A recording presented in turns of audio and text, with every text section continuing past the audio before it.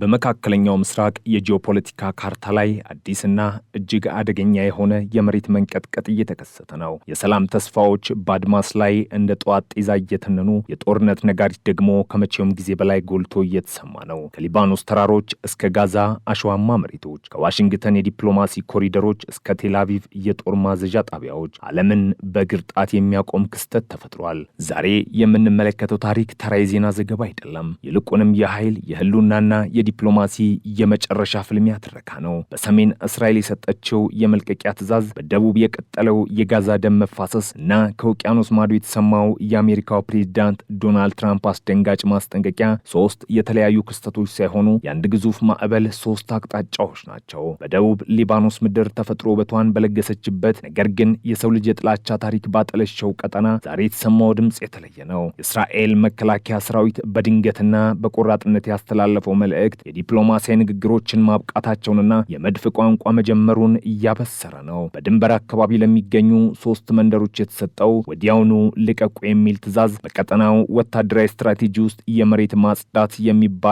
የመሬት ማጽዳት ክሊሪንግ ኦፕሬሽንስ የሚባለው ምዕራፍ መጀመሩን ያሳያል። እነዚህ መንደሮች ለዓመታት የሲቪሎችን መኖሪያ ሆነው ቢቆዩም በእስራኤል የስለላ መነጽር ውስጥ ግን የሄዝቦላህ የፊት መስመር ምሽጎች ናቸው። የጦር መሳሪያ ማከማቻዎች፣ የሮኬት ማስወንጨፊያ ጉድጓዶች የሽብር ሴሎች መፈልፊያ ተደርገው ተፈርጀዋል። እስራኤል ነዋሪውን ማስጠንቀቋ የሚመጣው ድብደባ ድንጋይ በድንጋይ ላይ እንደማይተውና አካባቢው ወደ ተቃጠለ ምድር እንደሚቀየር ግልጽ ማሳያ ነው። የመልቀቂያ ትዕዛዙ በነዋሪዎች ላይ የፈጠረው ስሜት ቃላት ሊገልጹት ከሚችሉት በላይ ነው። ትውልድ በተቀበረበት፣ ታሪክ ከተሰራበትና ማንነት ከተገነባበት ቀዬ በአንድ አፍታ ሂዱ መባል የሞት ፍርድ ያህል ይከብዳል። መንገዶች በፍርሃት በሚሸሹ ሰዎች ተጨናንቋል። የጭነት መኪኖች የቤት ዕቃዎችን፣ ሕፃናትና አረጋውያንን በላያቸው ላይ ጭነው ከአቧራው ጋር እየታገሉ ወደ ሰሜን ይገሰግሳሉ። ከኋላቸው የቤታቸው ጣራ፣ የመንደራቸው ዛፎችና የልጅነት ትዝታቸው በእስራኤል የጦር ጀቶች ኢላማ ስር ወድቋል። የስደት በመካከለኛው ምስራቅ ታሪክ ውስጥ ተደጋግሞ የታየ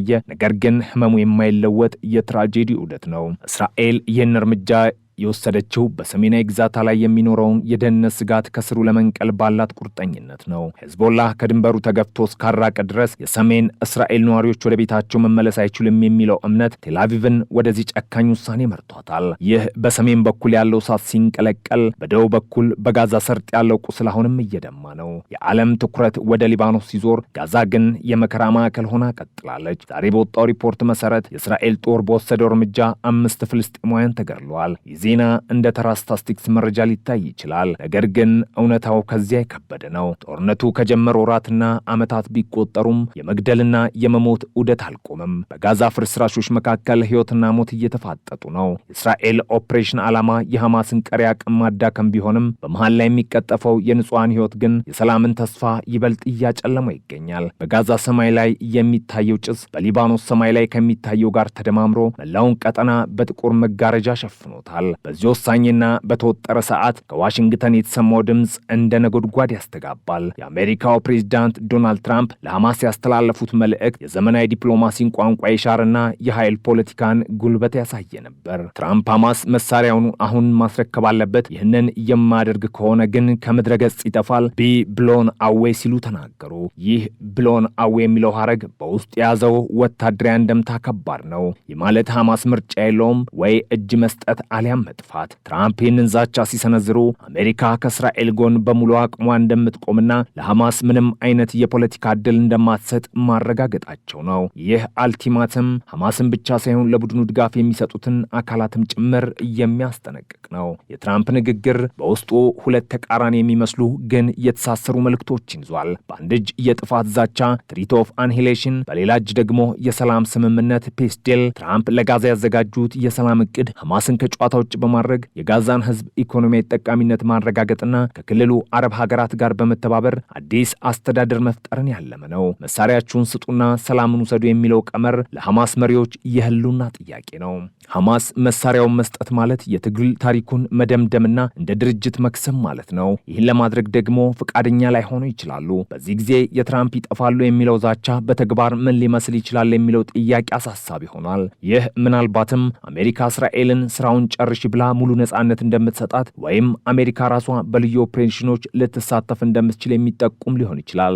የእስራኤል የሊባኖስና የጋዛ ሁኔታ ሲገመገም ሶስት የተለያዩ ግንባሮች የሚመስሉ ግን በአንድ ስትራቴጂ ገመድ የተሳሰሩ ክስተቶች ናቸው። እስራኤል በሰሜን የምትወስደው እርምጃ በደቡብ በጋዛ ያለውን ጦርነት ለማጠናቀቅ ወይም ለማቀዝቀዝ እንደምትፈልግ ያሳያል። ወታደራዊ ኃይሏን በሁለት ግንባር ሙሉ በሙሉ ማሰማራት ስለማትችል ጋዛን በተወሰነ ደረጃ እየተቆጣጠረች ዋናውና ይበልጥ አደገኛውን የሄዝቦላህ ስጋት ለመቅረፍ ፊቷን ወደ ሰሜን አዙራለች። የሊባኖስ መንደሮች መልቀቂያ ማስጠንቀቂያ ለሄዝቦላህ የተሰጠ የመጨረሻ ዕድል ነው። ከድንበር ራቅ አለበለዚያ እንገባለን የሚል ሄዝቦላህ የሊባኖስን ደካማ ኢኮኖሚና የህዝቡን ስቃይ ከግምት በማስገባት ወደ ኋላ ይሻሻል ወይስ የመቋቋም ርዕዮተ ዓለሙን ጠብቆ ወደ ጦርነት ይገባል? የውሳኔ የቤሩትን ዕጣ ፈንታ ይወስናል። ትራምፕ ወደ መድረኩ ይዞት የመጡት የጉልበት ዲፕሎማሲ በቀጠና ያሉትን ተዋንያን እያርበደበደ ነው። የባይደን አስተዳደር ሲከተለው የነበረው ጥንቃቄ የተሞላበት አካሄድ አብቅቶ በውጤት የሚመዘንና አስገዳጅነት ያለው አካሄድ መጥቷል። ትራምፕ ከሳውዲ አረቢያና ከሌሎች የባህረ ሰላጤ ሀገራት ጋር ያላቸውን ጠንካራ ግንኙነት በመጠቀም